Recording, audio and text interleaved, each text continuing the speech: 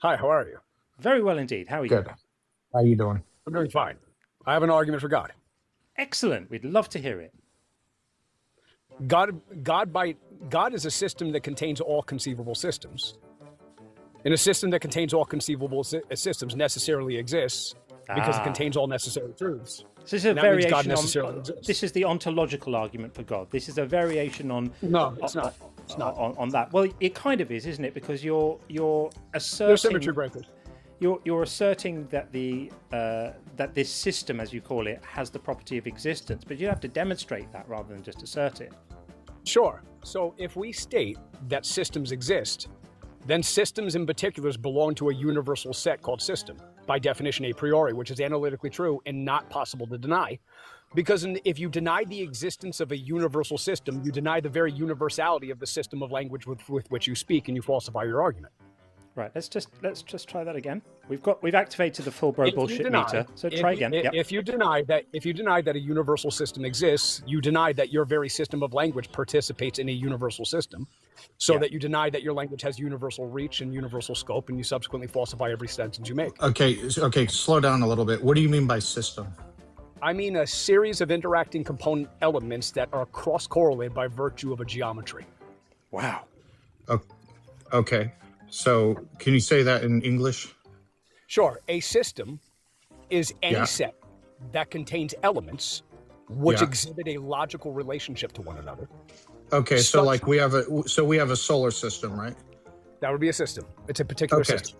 Okay, so the solar system exists, and it exists because of gravity acting upon matter, etc. You know. No, that would be incomplete. That'd be reducing the fourfold principle sufficient reason to only material causation. It would require formal, efficient, and final as well. Do you know there are people who actually believe that this is a reason that anyone would have religious faith. You don't believe, if you're a religious person, you don't believe in your religion for these reasons. This is just word salad derived after the fact. As a matter of fact, I was an atheist. Excuse me. Watch this. I was an atheist. Yeah. And then I became a systems theorist. And then from a systems theorist, I subscribed to a religion that corresponded with my systems theoretic. Fair enough. But I mean, I don't think anyone here has the foggiest clue what you're talking about. And we're all at least average intelligence. Allow me to make it clear. A system is a series of elements that demonstrate interdependency between logical relations, such that according to the principle of holism, it is impossible to reduce to the synergy of its subsystems. And what this effectively means is that the whole is always more than the sum of its parts and inexplicable in terms of the interaction of its parts.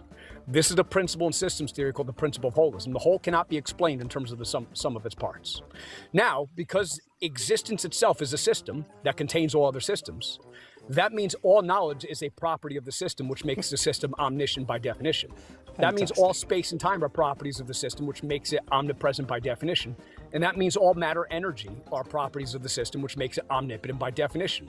Collapsing the symmetry breaker between the definition of God itself becomes identical to God, and God is instantiated to exist a priori. Fantastic. And what else? And from that we get a conscious being? Yes. Because consciousness participates in the system of all conceivable systems, so the system possesses consciousness. Therefore, it's being conscious. Are you really serious? I mean, are you actually being serious? You just lost the argument in front of 74 people. Yeah, I'm feeling absolutely defeated, as you can see. You just came on here and vomited word salad, which I assume you've written down. And you lost to vomited word salad. It's complete twaddle. You lost to me vomiting word salad. I mean, really? Hey, it's all right. It's all right. You lost. Hey, I don't think that there's any winning or losing. Hey, you gonna cry? Do you know what? It's okay. Do you know what? You're gonna cry. You can cry now. Do you know what losing is? Okay, so losing is being so bad at communicating that not a single person in the room has the foggiest clue what you're talking about. I mean, here's the thing: the intellectuals that I really admire are people who. I'm just going to drop him because he's a pain in the ass. So the intellectuals that I admire are people who can communicate their ideas clearly, right? That means that when they say things, even complex things, people understand what they're talking about. So you think people like Steven Pinker or Richard Dawkins or, there are some fantastic communicators. Carl Sagan was a fantastic communicator. People who can take fairly complex ideas and they can communicate those ideas in a way that everyone feels they understand them, they understand what they're talking about, and everyone is enriched by their ideas. Coming into a room and reading your systems theory twaddle such that no one has the faintest clue what you're talking about isn't making an effective argument. It's making an ineffective argument because no one knows what you're talking about. So I'm glad that you came in here and felt that you won something. I don't know if it was a prize or something that you felt you won, but you know, if you ever want to come back and have an actual conversation like a human being and use sentences that anyone would understand, then that is a challenge that I offer you to see if you can do that. Because just reading a bunch of nonsense isn't winning. I'm not sure why you would think it is. That is one of the least effective 3 or 4 minutes of communication I've seen in years. So perhaps reflect on that. Ask yourself, of the 200 odd people that we have listening to this right now, how many of them you think understood a word you said? And then reflect on what that says about you as a communicator.